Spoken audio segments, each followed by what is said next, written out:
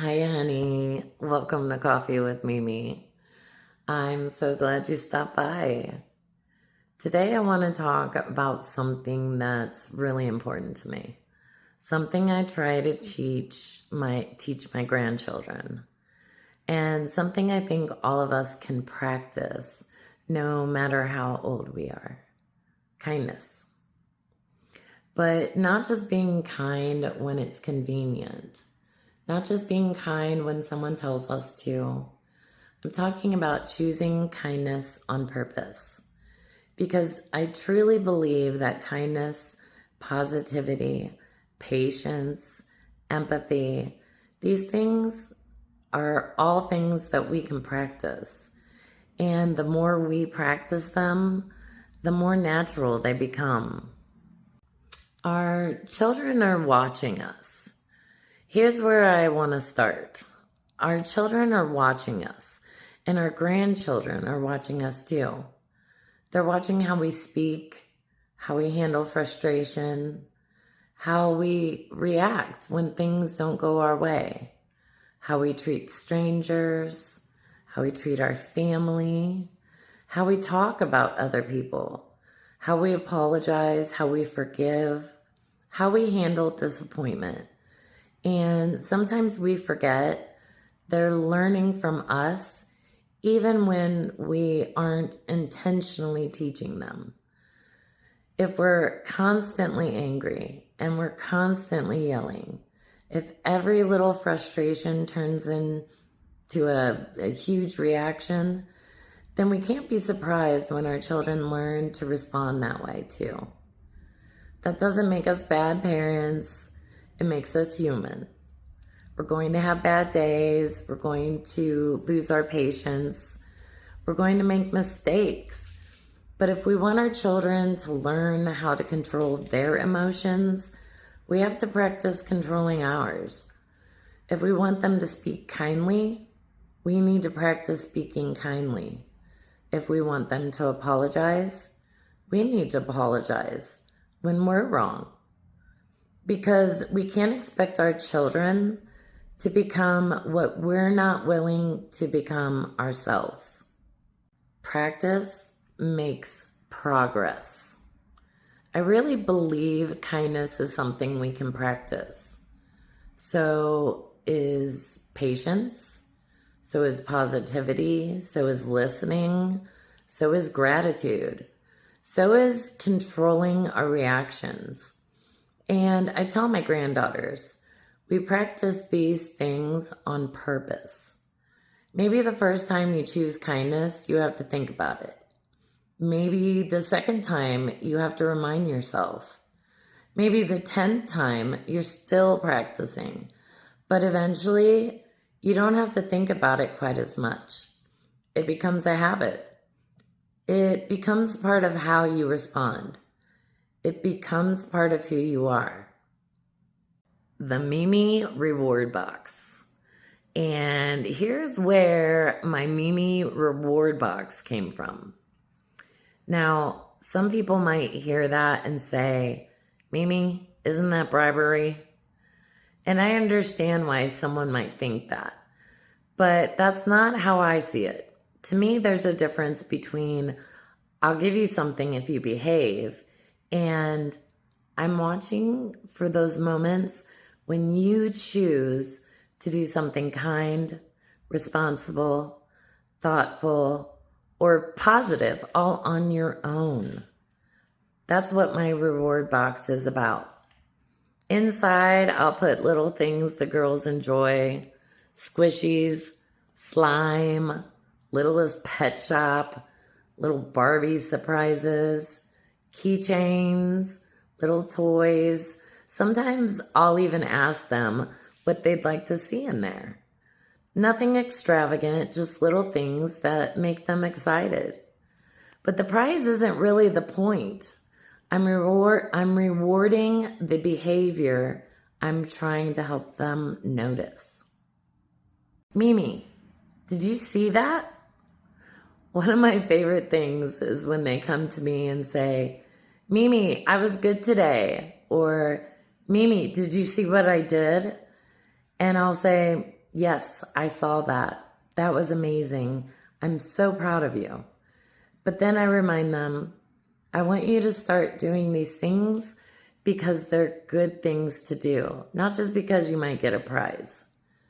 Because I don't want them thinking, what can I do to get something?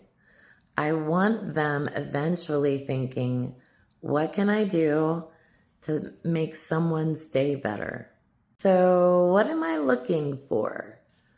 I'm looking for those little moments when they're kind to each other without being told, when they pick up their toys without being asked, when they open a door, when they share, when they're kind to their mother, when they listen to mom, Mimi, grandma, or papa the first time, when they hear no and accept it without please, please, please, please, please, when they use kinder words, when one of them notices the other is upset and does something about it. Those are the moments I'm watching for. And these are the moments I want them to learn to notice in themselves too. We also have to understand consequences. Now, there's another side to this. We talk a lot about rewarding positive choices, but children also need to understand negative consequences. If they lose a toy, if they lose a privilege, if they have a timeout. I don't just want them thinking, I got in trouble. I want to ask, okay, I understand that you're upset, but let's talk about why. What happened? What choice did you make? Was there another choice you could have made? Maybe they were being unkind. Maybe they refused to listen. Maybe they hurt someone's feelings. Maybe they knew something wasn't the right choice, but did it anyway. The consequence isn't just about punishment, it's about learning. Our choices have consequences. I want my girls to understand that their choices matter. And sometimes the consequences of a choice is wonderful. You helped someone. They felt good. You shared. Someone felt included. You listened. Someone felt respected. You were kind. Someone's day got a little better. But sometimes the consequence isn't what we wanted. You yelled. Someone got hurt. You refused to listen. You lost a privilege. You said something unkind. Someone felt sad. So instead of only asking, why did you get in trouble? Let's ask, what choice did you make? And what could you choose next time? That's teaching a child to think, not just obey. How would you feel? Another question I love asking children is, how would you feel if someone did that to you? If you excluded someone, how would you feel if you were the one left out? If someone said those words to you, how would that make you feel? If someone yelled at you, would you like that? If someone took something from you, would that feel good? Because sometimes children need help stepping outside of their own perspective. And when they can imagine themselves on the other side, they're beginning to develop empathy. And empathy is such an important part of kindness. What does Mimi say?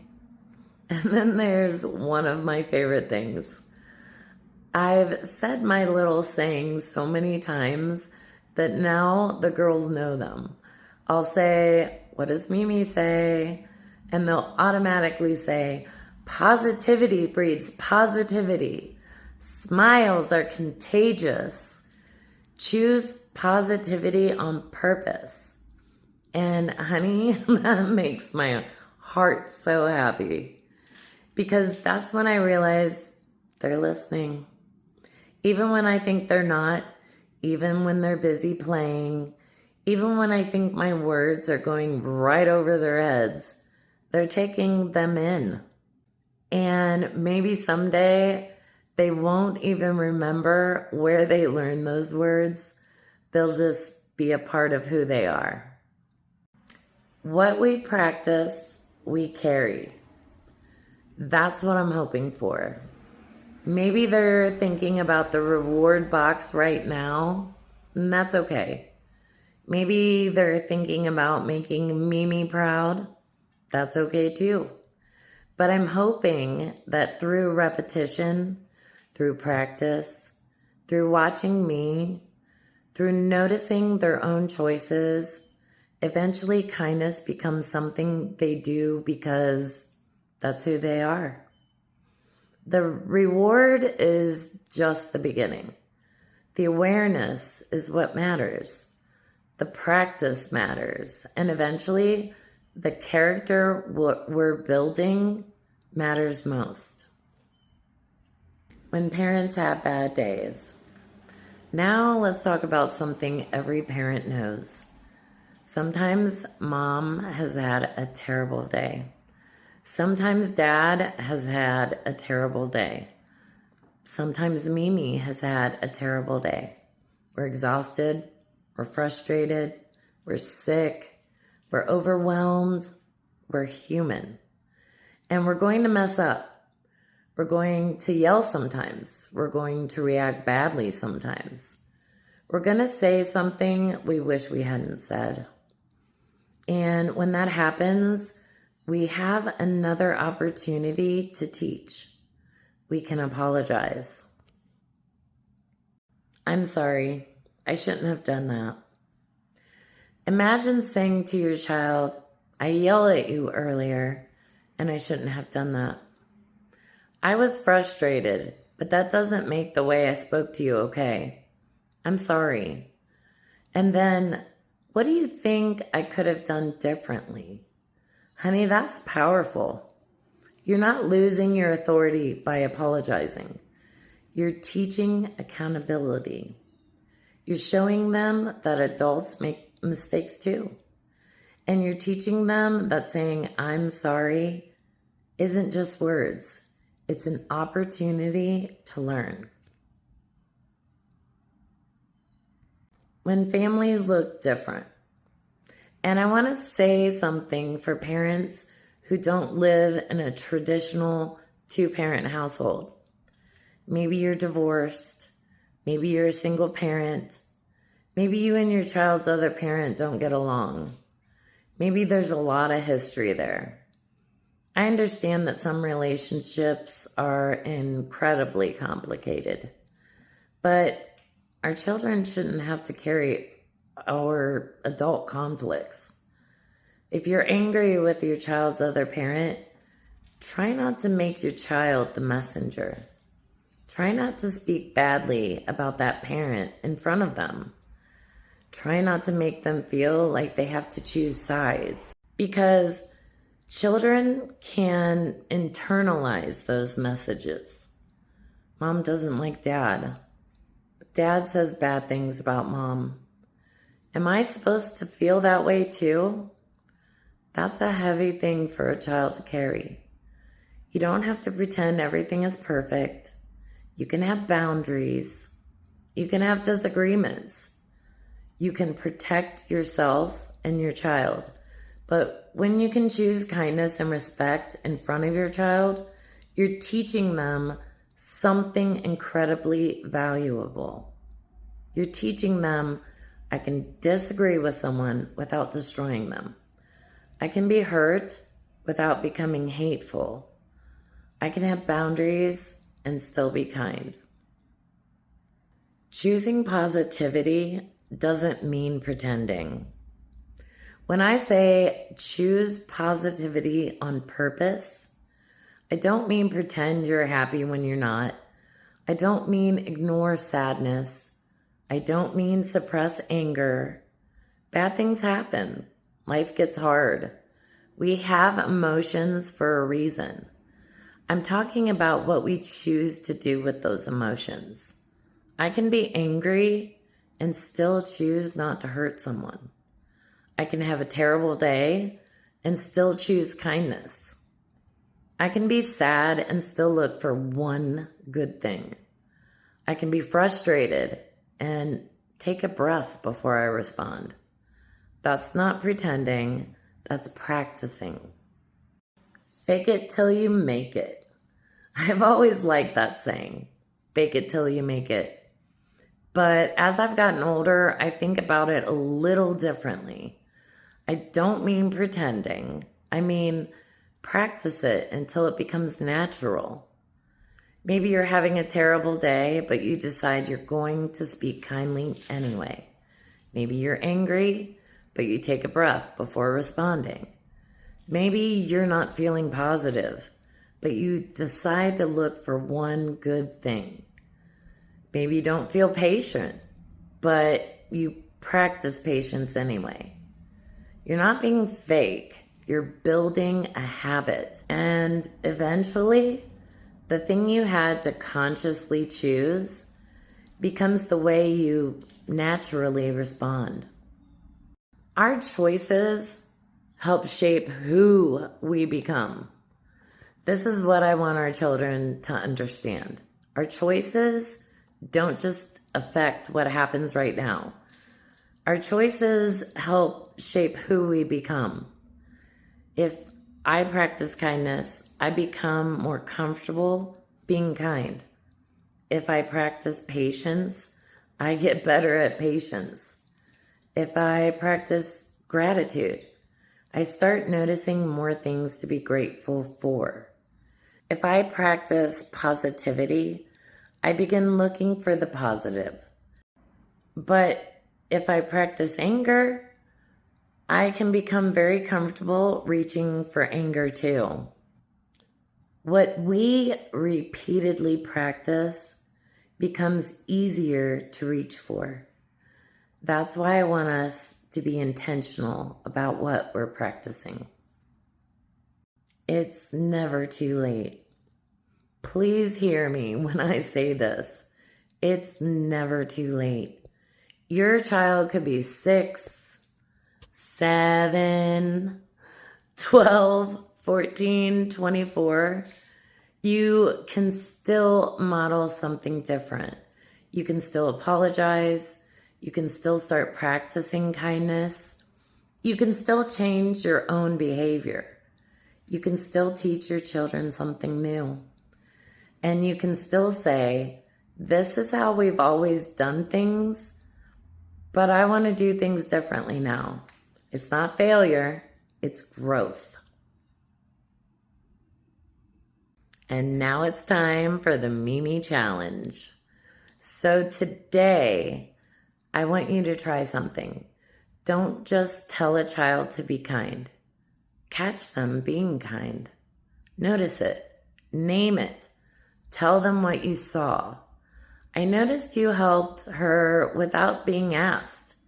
I noticed you used kind words. I noticed you were frustrated and you didn't yell. I noticed you shared. Don't only ask, what did you do?